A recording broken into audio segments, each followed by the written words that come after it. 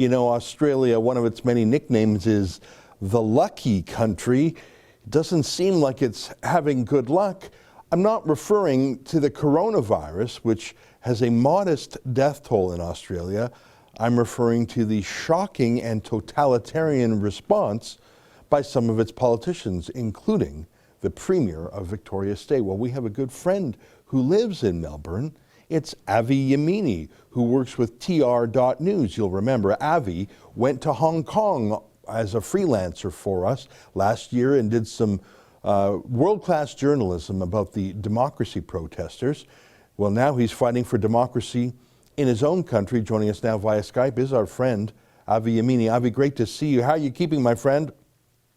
I'm good, mate. It's 11 o'clock at night, and if I dare commit the offence of leaving my property, I shall be arrested or fined up to $5,000. That's crazy. The curfew kicks in at 8 p.m. till 5 a.m. That really is how you treat children. I don't know if it's how you treat a virus. I don't know if the virus understands that you can't catch it at 7:59 p.m., but at 8 p.m. it becomes a public menace. Is there any science behind any of this, or is it just an authoritarian premier having some fun? I reckon Rebel News is risking getting banned here for rebelling against the official health recommendations that the virus comes out at night. It only comes out at night. That's why we need to stay home at night. It doesn't make any sense. It's, yeah. Tell us a little bit of what it's like. I mean, you can't set foot outside your home at night.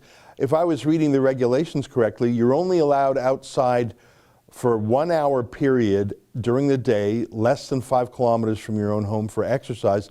This reminds me of when our mutual friend Tommy Robinson was in Belmarsh prison in solitary confinement. He was allowed 1 hour of exercise within 5 kilometers of his cell daily. So sounds like you're in prison, mate. It pretty much is. That's what it is. And it seems like basically our government here lost control of the virus whilst the rest of the country seemed to pretty much quell it. Now, that came down to hotel quarantine issues, which at the same time he allowed a Black Lives Matter rally, which all these little clusters started between there and then there was the towers, the commission flats, and the Cedar Meats, all connected. It was going undetected, and the way to respond to it we've been in lockdown now, the second lockdown, only in the state of Victoria. Everyone else had one lockdown, and we'd had near to no cases around the country, and then it started to pop up here in Victoria.